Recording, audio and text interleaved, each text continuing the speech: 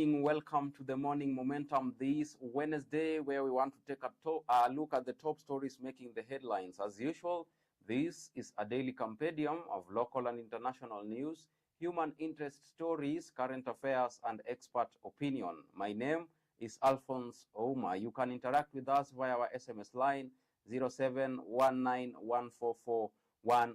Let's take a look at the top stories inside the Standard this morning. 1 year later, change of regime. On August 9th, 2022, Kenyans trooped to polling stations and made their intent known. The battle was between hustlers and the elite, between a bottom-up economic model where subsidies will only be awarded to production. A year later, we begin to look at the promises made versus the reality on the ground. That story is beefed up for you on page 2, 3, 4, and 5 of the Standard this morning. 7,176,141 votes that Ruto garnered to clinch the presidency. Also, another top story, journalists account day Nairobi skies were darkened. That story is on page 6 and on page 7. And cabinet shifts plan on sugar companies. That story is beefed up for you on page 2. Manchester City still the team to beat as EPL kicks off. That is sports news on page 32. Now, on matters pledges versus reality on the political front, the making of a monolithic party and coming down on opposition. Is country still in campaign mode? We'll take a look at that story. In economy, they said they inherited a battered economy 1 year after elections. Have things become better or worse? In matters agriculture, government has delivered on its pledge to distribute affordable fertilizer. However, it is one of many farming inputs. Yes, on matters opposition, Azimio has restored to street protests as a way of driving home their point. Also matters education, government intends to implement radical proposals that will change the sector significantly. You can catch up with those stories on page 2, 3, 4, and 5. Let's take a look at the top stories inside the Standard. Bid to make UDA monolith party as Ruto flexes political muscle. The president has been raiding the opposition and signing post-poll pacts with parties and MPs. UDA has embarked on grassroots recruitment to drive and popularize its solidify support. That story is beefed up for you on page 2. On page 3, leaders stuck in perpetual campaign mode. Ruto has been in Mount Kenya region addressing gatherings after touring several counties. Azimio has kept the tempo high with anti-government demos and endless demands. That story is beefed up for you on page 3 of the Standard this morning. On page 4, residents in the South Rift wait for Ruto to keep word on projects. In Nakuru County, locals are still waiting for work to start on Itare Dam. Focus is on building roads, industrial parks, cheap houses, and markets. That story is beefed up for you on page 4. Let's take a look at page 6. My August 7th, 1998 moment, a reporter recalls city's dark day. It was a scene similar to dreadful bombings in Baghdad that we used to see on TV. Blood, tears, and death dominated the city after terrorists detonated 2 powerful bombs. You can catch up with that story on page 6. This is a memorial of the August 7th, 1998. On page 7, HELB loans criteria for PhD contested in court. 2 lawyers want HELB to stop implementing new directive for masters and PhD students. They argued the move is discriminatory and could disadvantage students from humble backgrounds. That story is beefed up for you on page 7. Justice. EACC goes after roads official who amassed 21 million shillings in 4 months. On March 15th this year, Daniel Munyoki Wambua, an accountant at the Kenya Rural Roads Authority, opened an account at Equity Bank. Within 4 months, Wambua, who had a net monthly salary of 55,000 shillings, deposited more than 21 million in the account without disclosing the source of the funds. You can catch up with that story on page 7 of the Standard this morning. On page 8, minus chilling stories as pastor gets 50 years in jail for defilement.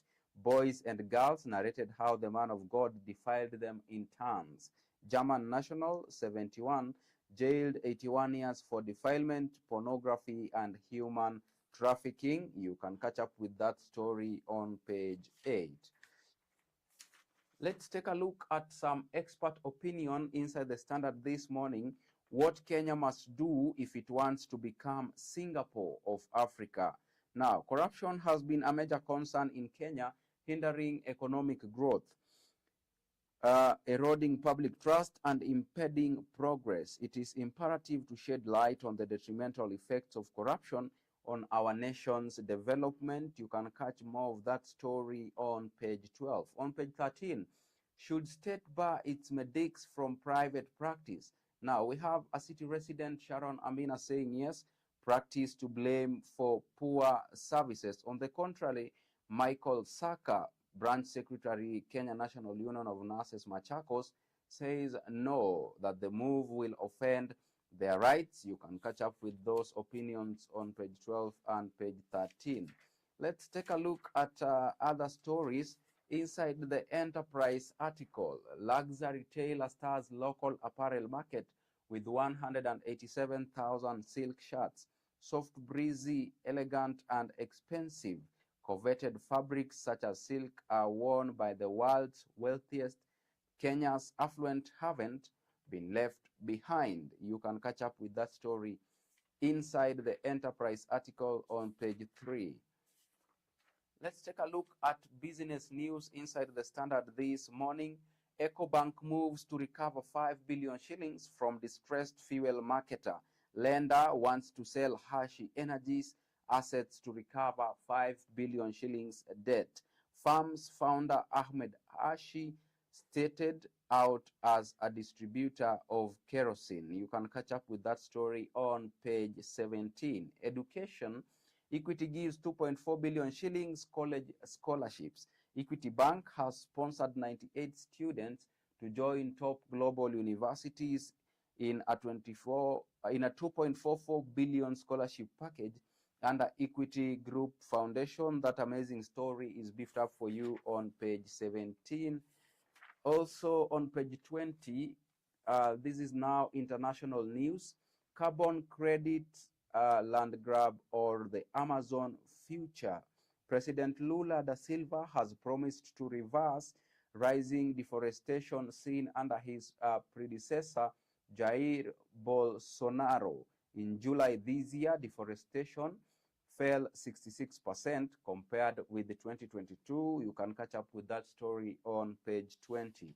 Let's take a look at the sports news inside the Standard this morning. It's all about Julius Yego. Now, Yego keen to reclaim his lost stature. Olympic javelin silver medalist keen to enchant fans at 2023 Budapest Worlds with his signature scream. He will face Grenada's world defending champion Anderson Peters and Jakub Vedlach of the Czech Republic. You can catch up with that story on page 29. Matters tennis. Bolter sets up Coco Gauff tie. British number 1 Kati Boulter sailed through her opening match to set up a second round meeting with Coco Gauff at the WTA National Bank Open in Montreal. That story is beefed up for you on page 29. On page 30, it's all about high school sports. St. Anthony's Kitale won't let Big Win get into their heads. It's harvest day as Kitale and Shandarema pump in goals against Matiliku and Korof. Netball heavyweights Kayatiwi fall to Bukoholo as new babies Oyugi Ogango from Nyanza shine. That story is beefed up for you on page 30. Matters football. One Africa Logistics bounce back to triumph in Left Foot Sports League. One Africa Logistics bounced back to winning ways in the Left Foot Sports Social League following a 6-3 victory over Abdulham SAD associates and advocates at Sikh Union Club on Forest Road over the weekend. Also, France and Morocco dream as they book slot in quarterfinal. That is the Women's World Cup. North Africans were hoping to become the first African side to win a knockout match at the Women's World Cup. The French will now face the hosts, Australia, in the quarters on Saturday. That story is beefed up for you on page 31. On the cover page, it's all about the English Premier League. Manchester City is the team to beat, but Arsenal look ready to battle. Most clubs have invested and will be hoping to push the champions all the way. Action returns on Friday with Guardiola's side off to Burnley to face their former captain, Vincent Kompany. That story is beefed up for you on the cover page of the Standard this morning. We take a quick break and then we come back with the top stories inside the Daily Nation.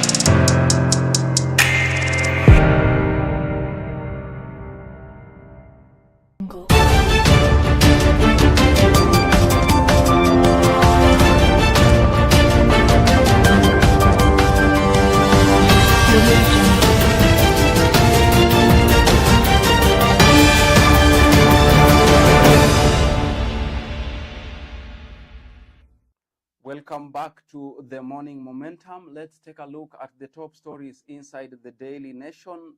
How juniors bagged 600,000 shillings each per month in allowances. Now, some 21 employees of the Department of Public Works each pocketed 617,000 shillings, 285 monthly, or 20,294 shillings daily, assuming they worked 365 days, to collectively draw 155.5 million shillings annually in travel packs. The amount is nearly 20% of the entire department's wage bill. That story is beefed up for you on page 7. Salaries Commission has faced tough resistance in bid to control fat packs. Now, also back to Bomas, where it began.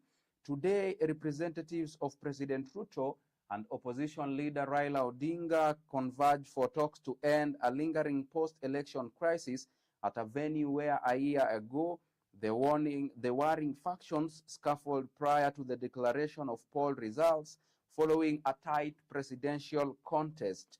The dispute has persisted since. That story is beefed up for you on page 5. Also, judge who blocked Ruto taxes twice moved to Malindi. That story is beefed up for you on page 8. And on to business news. Cabinet abandons plan to sell 6 state sugar millers. That story is beefed up for you on the cover page. Also on page 6, fury over Kome's protest death claim. Now, Police Chief Japhet Kome claims bodies paraded in morgues were not victims of police killings, but opposition leaders term his allegation outrageous and insensitive to grieving families. That story is on page 6. Let's delve into the Daily Nation. On page 2, civil servants set to lose allowances in SCR plan. This is agency's latest attempt to contain ballooning public wage bill. SRC wants retreat allowance, sitting allowance for institutional internal committees members scrapped. That story is beefed up for you on page 2. On page 3, trailblazing Professor Mishere Mugo served the University of Nairobi as the first ever elected female dean of faculty. Now, UON bids farewell to the first woman dean. The well-attended event held at the University of Nairobi's Taifa Hall was streamed live online. That story is beefed up for you on page 3. On page 4, unsettled business between Ruto Raila lingers 1 year on. Scores have died, many others maimed, and properties destroyed following weeks of street protests. Impasse has plunged the country into an unending post-election crisis. That story is beefed up for you on page 4 of the Daily Nation this morning. On page 5, hope as bipartisan talks kick off. Negotiations between the government and the opposition start at the Bomas of Kenya today. President agrees to talk with the opposition on all its issues, bar sharing of positions in the government. That story is beefed up for you on page 5. On page 6, Raila Koome clash over protest deaths. Bodies had gunshot wounds. Others in Sondu had arrows, while one person was beheaded. Raila charges. Police boss claims opposition leaders hired bodies from mortuaries. You can catch up with that story on page 6. On page 7, 21 officials blew 155 million shillings in travel allowances in 1 year. Now, the audit reveals President Ruto's government has moved to curb wastage by limiting foreign travel by state officials. Public Works Department made the suspect payments in 2021-2022. That story is beefed up for you on page 7. On page 8, judge who blocked Ruto taxes moved to Malindi in reshuffle. Justice Thande was among 13 judges moved in the transfers by the judiciary. She was previously stationed in Mombasa before being moved to Nairobi to serve at the family division. That story is beefed up for you on page 8. On page 10, 2 pedophiles sentenced to total of 151 years in prison. German national held since May 2020 for fear he might leave the country. Magistrate says the two took advantage of the minors' trust to sexually abuse them. That story is beefed up for you on page 10. Also, Mandago says he is ready for probe after meeting on airlift saga. Uasin Gishu Senator Jackson Mandago has said he is ready to face investigators in the botched Finland and Canada airlift programs. That story is also on page 10. Let's take a look at page 12. US vetoes compensation of embassy blast victims. America insists it has already compensated Kenyan victims as Senate launches probe. This year marks the 25th anniversary of the August 7th, 1998 attack. That story is beefed up for you on page 12. Let's take a look at page 13. Officers in banditry-prone areas to sign performance contracts. Now, Senator wonders why vehicles transporting stolen animals are never intercepted at roadblocks. Interior Cabinet CS says any officer found to be colluding with cattle thieves will be treated as a criminal. That story is beefed up for you on page 14 of the Daily Nation this morning. Let's take a look at the expert opinion inside the Daily Nation. Our youth deserve more than a seat at the table. Many actors are making effort to create platforms that promote youth voices. That is a sentiment by Chege Ngugi, who was speaking at the International Youth Day. Also, deglobalization will hurt Africa. Geopolitical rivalries curtail global trade integration. That is a sentiment by Jasper Onyango, who is an economist. You can catch up with those opinions on page 16 and page 17. Wrong for MPs to kill graft law. Also in the recent past, 2 bills have been unveiled with a view to amend the Anti-Corruption and Economic Crimes Act, the principal statute enacted to guide the fight against corruption and economic crimes in Kenya. That story is on page 17. Matters motoring inside the DN2 article. Are penalties too harsh for motorists? If a traffic officer stops you, he has 3 options. That story is on page 2 of the DN2 article. Now, let's move on to some other news inside the Daily Nation this morning, and that is the county news. We start with Meru County. Defiler's sentence reduced from life to 40 years. The High Court has reduced to 40 years a life sentence meted on a man who defiled a 7-year-old girl after the Supreme Court declared mandatory sentences unconstitutional. Also, tea farms in panic after MP leads invasion of plantation. Squatters say High Court in a 2019 judgment determined the land belonged to them. That is in Nandi County, where a land is in question. And that land has been in dispute over the last 40 years. Let's take a look at some other county news in Kilifi. Baobab trade still thriving in spite of court order stopping export of trees. In Vihiga County, moratorium will remain in force until all legal requirements are met. State suspends gold mining, citing rise in illicit activities. That story is beefed up for you on page 20. In Homa Bay County, senior officials sign performance contracts. Members of the County Assembly Executive Committee could lose their jobs if they fail to deliver based on key performance indicators contained in the contracts they signed on Monday. Still in Homa Bay County, special police to crack down on water cartels. The Homa Bay Water and Sanitation Company has enlisted the help of the Regional Water Police Unit to save it from financial losses that are caused by illegal water connections.